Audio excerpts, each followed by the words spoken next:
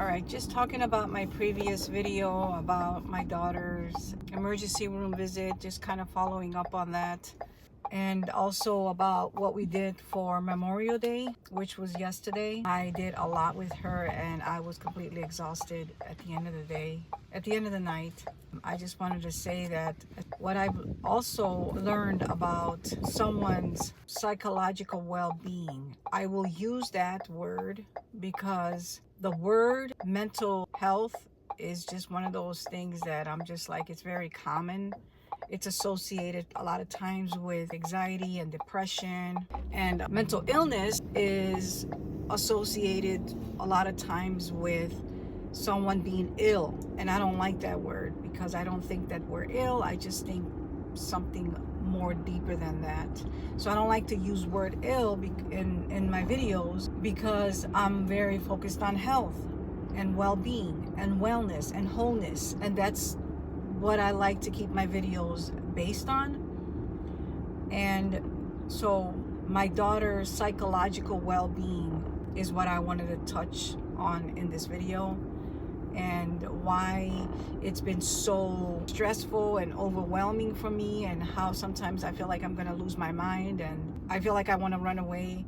I think, me personally, I think the main reason that I feel that way, not just the fact that I'm doing this, supporting her emotionally and helping her by myself, but I think it comes down to the fact that I'm not pushing the psychiatric meds on her, the medications that are actually what's supposed to, I guess, manage the symptoms, like the voices that she hears, or her little delusions, her deep insecurities, her trauma, her fear, her not feeling safe, the lack of trust that she feels, her scarcity mindset. It's just very deep, and I think that we already know that, and I think some of you guys already know that those psychiatric meds, the only thing they do is just manage the symptoms. It's almost like looking at, for example, a tree. The symptoms are the fruits on the tree. Those are the symptoms. I guess the problem, the illness, what they call it, is the tree. So it's like you could manage the fruits, but if you don't get to the underlying root cause of the symptoms, you know what I mean? Then you're not going to be completely healed, I guess, or overcome your mental, whatever battles you're facing or trauma you experienced or whatever it is that you're dealing with psychologically. Because remember, I want to talk about psychological well-being, not just for someone like my daughter that's gone through her psychotic episodes, being in and out of that mental hospital, but just for all of us, psychological well-being. I think it's important for all of us. We're all battling with something, even if it's just minor, nothing to the extreme of my daughter's situation. But the reason that I brought that psychiatric meds up, because since 2020 she's been prescribed those meds in and out of the hospital, and I've never forced it. He left it on the counter, she just didn't wanted it or remembered or whatever it is. I didn't force it. I didn't even believe it, to be honest with you. I just knew that there was alternatives to helping someone overcome any type of trauma or whatever naturally. There's other alternative, guys, just so. And those psychiatric meds, just so some of you guys may not know, I'm learning this as I go along. Like I said, there's so many things that I'm learning through my daughter's journey with this stuff. And I just wanted to point out that what I researched and came up with is that those meds that they prescribe to you, they're actually only, I think, researched and approved by the FDA up to, I think, 6 to 8 weeks. That's what they show, the results of patients that use it up to 6 to 8 weeks. Now, what about those patients, those people that are still taking psychiatric meds, prolonged periods of time, years? I'm talking some of them even decades. What about that? They're not getting any better, guys. If anything, I've heard stories that their symptoms gotten worse over the years because of all those medications. So when someone, I guess, bashes me for not prioritizing medication for my daughter, just in general, then I did my research. I didn't just say, oh, I don't want my daughter to take meds. I did my research, guys, to understand what are the side effects to those medications. How do they help someone like my daughter's situation that's gone through her psychotic episodes and been in the hospital. What are the long-term effects? What are the side effects? Because from what I understand and from what I read, they actually increase suicidal thoughts and behaviors. They increase your symptoms of loneliness and isolation and depression and all that. They actually increase it from what I'm actually learning right now. So I'm just gonna be honest, guys. I'm still learning about that stuff right now, but I'm just going off on this. I really wanted to share what we went through yesterday, what we did yesterday that caused me to be exhausted. And I think that what medication would have done for my daughter was probably numb her, make her feel like a zombie, just no interest in life, no desire, no the drive to do anything, no emotions, no expressions. And I want her to express herself. I want her to feel whatever it is she's feeling, sadness, anger, rage. And I want to help her get through it. I want her to sit with those pains. I want her to question her thoughts, question those voices, and ask, are they real? Are they me? Is it something else? And help her go through it. Now, this is just my experience. So I just wanted to share it. I'm not saying anybody to get off psychiatric meds because, like I said, whatever works for you, short-term, long-term, whatever you feel like it's best for you or your child, you have to do what's best for your household. But keep in mind that it's a good thing to question things, and it's a good thing, especially nowadays, to question the expert, someone that claims they know what's best for your child, and they're just looking for an extra buck. The psychiatrists give you 15 minutes to get to know someone, and then they prescribe the medications. Now, I'm going off topic with this stuff because I really wanted to share what we did yesterday, but I think I got a few minutes left because I'm on my way to the gym. But real briefly, it was really a lot. I think without the meds, you deal with a lot more because you're kind of dealing with the raw, authentic, real emotions of a person that's going through that stuff, hearing voices, delusional. I think that we're just dealing with the raw deal here. And yesterday was Memorial Day. I woke up in the morning and she was starting early, and I was just like, let's go. We went to the beach. We went to sit there for a little bit. We enjoyed soaking up some sun, walking, talking a little bit here and there. Then what did she want to do? I don't know what she wanted to do. I even forgot. It started off as a good morning, but like I said, it was just super early. I was just, all right, let's go out and enjoy the sun a little bit, and then we'll figure out the rest. Then after that, we went to the store. Then we came back home, and we had a situation.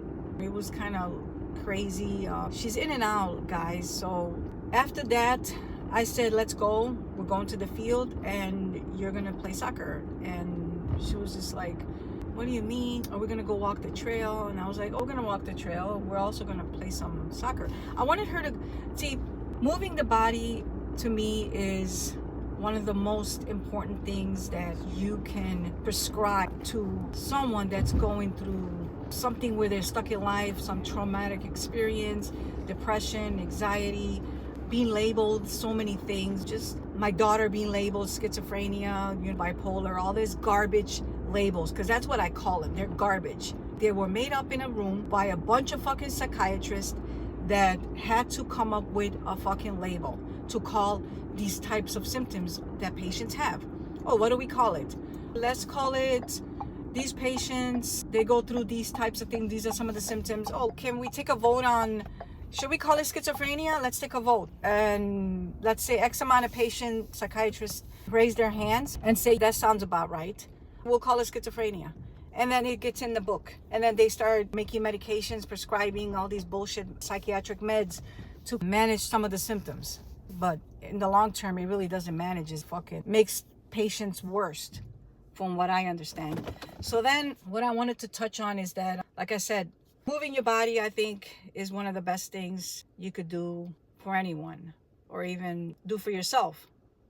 And I used to believe nutrition was the main thing, but that's important. But man, if you don't move your body and you have all that stored energy, whatever it is, you're suppressing, because we're always suppressing something. I don't care what you say. Oh, I'm good. No, you're not.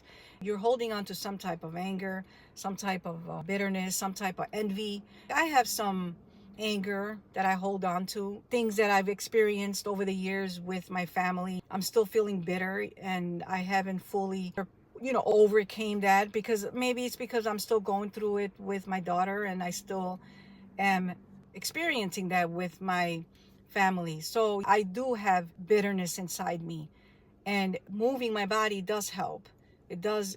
I feel better at the end. And so I said, let's go. Where we went, I got her to, she's always played soccer in high school and in middle school, and that's been one of her passions growing up.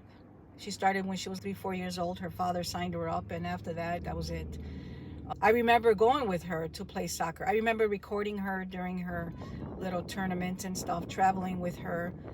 And then all of a sudden, after all this stuff that happened to her, we forget, guys. We forget. And yesterday, I just wanted to remind her. I didn't want to force it back on her. I just wanted to remind her. And she just kept saying, I'm not into that anymore. But you still got to move your body. You still need to get out the house. You still need to do some type of physical activity. So we were at the park and we played a little bit. She was in the mood. She felt it, I know. And it was a nice experience for me and for her. I was exhausted, but to me it was worth it.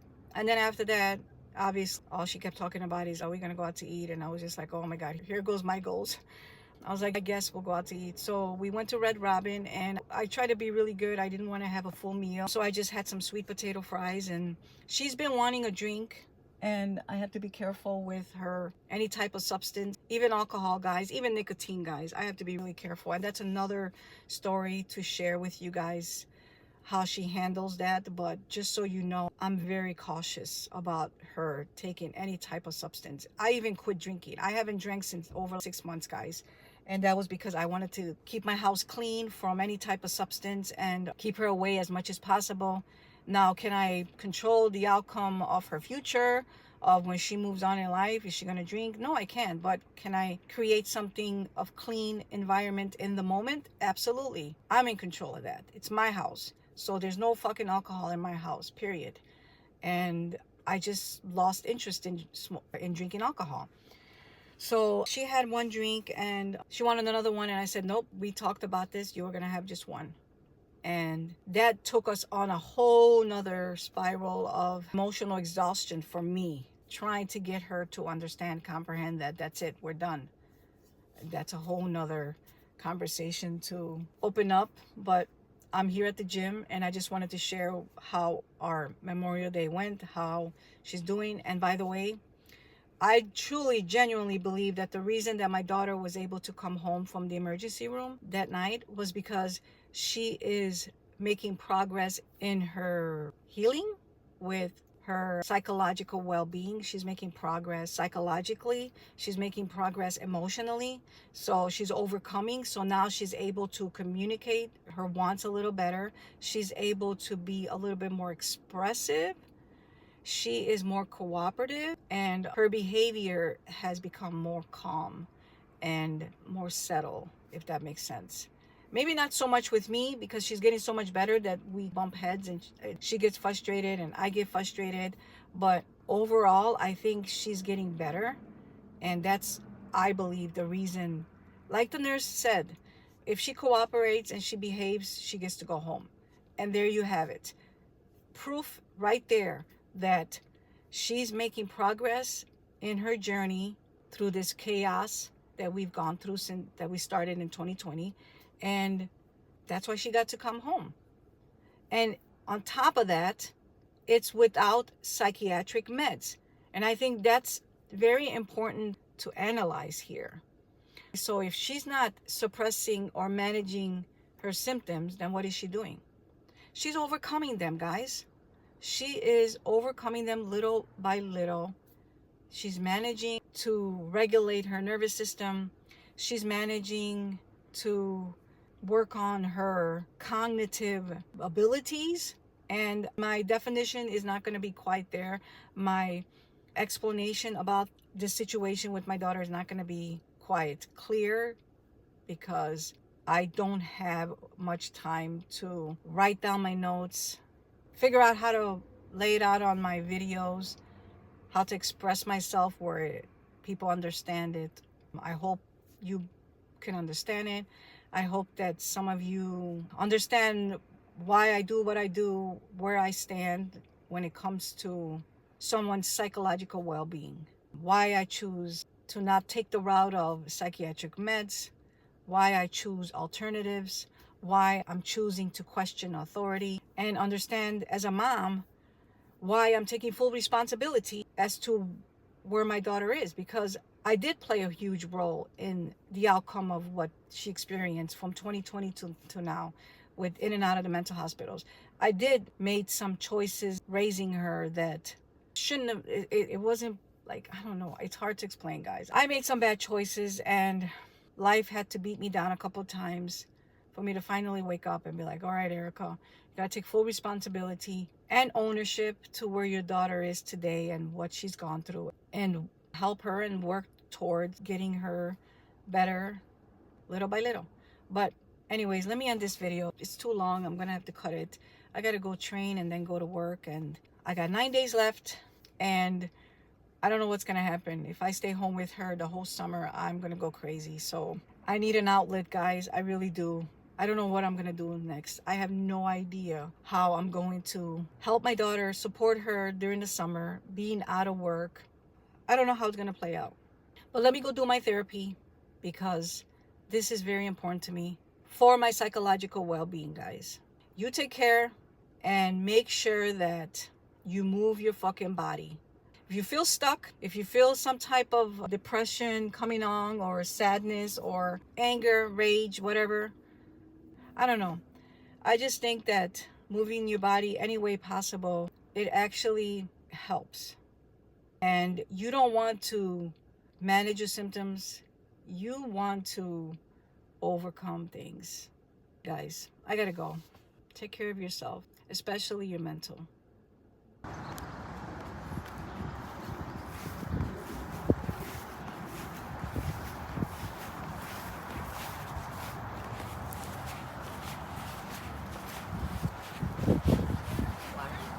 Yeah, but don't put too much, little. How